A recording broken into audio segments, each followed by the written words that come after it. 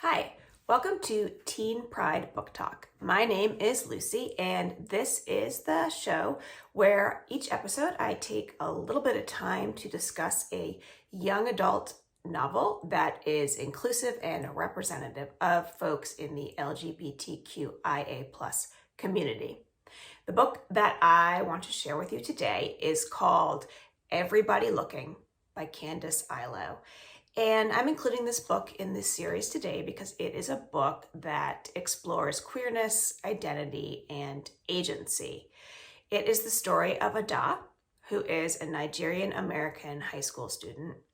Actually, she's just finished high school when we start the book, and she is headed off to Howard University. She's never been away from her family.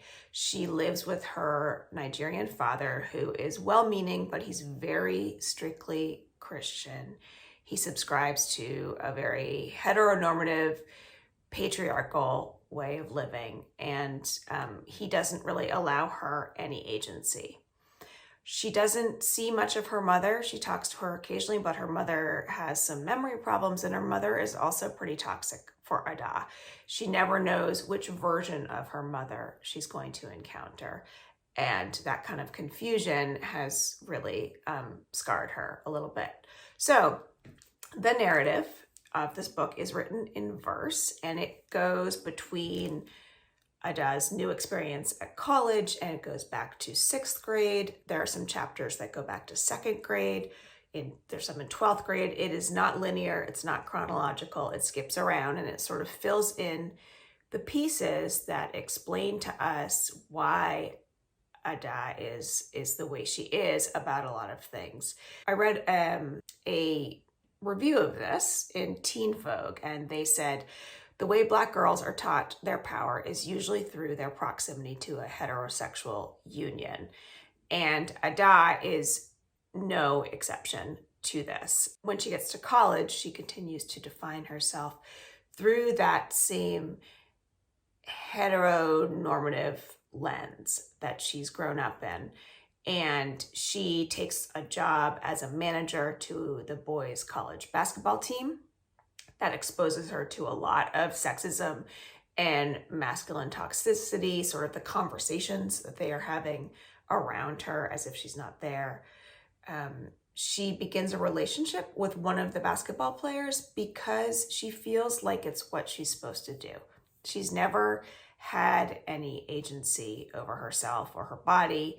She hasn't really questioned her identity because she's never really had a chance to. So she sort of places herself in the same environment that she left.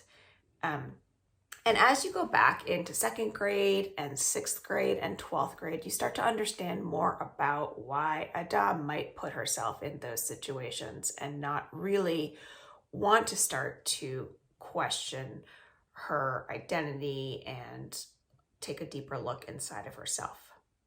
So in an interview with the author, Candice Iloh, she said that she wanted to explore queer love, but also queer friendship. And when she gets to college, Ada meets Kendra. She sees her dancing very freely, not in a dance class, but just in a studio by herself. And Kendra is very free-spirited. She's expressive with her words, with her body, and this really opens Ada's eyes. It helps her to realize that she can let go of some of her familial expectations. Kendra also starts bringing Ada to dance class, and this movement and expression starts to open up something in Ada, and she starts to examine some of what's in her past. She also starts to examine some of who she is now. And she starts to gain some agency over her body through this physical expression.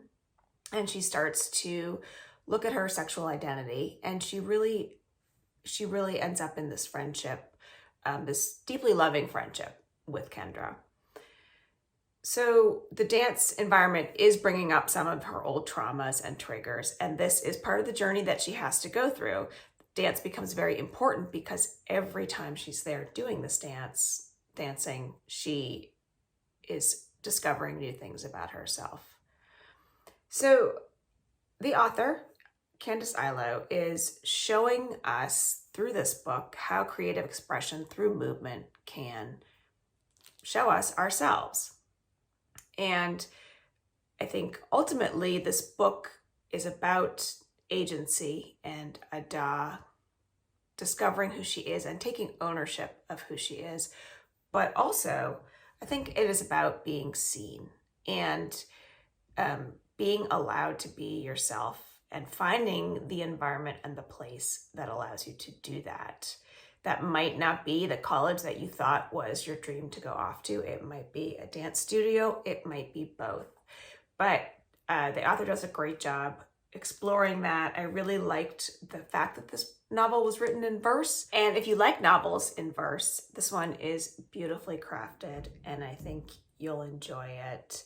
I am looking forward to reading more of what Candice Iloh offers us. In the meantime, I suggest that you pick up Everybody Looking.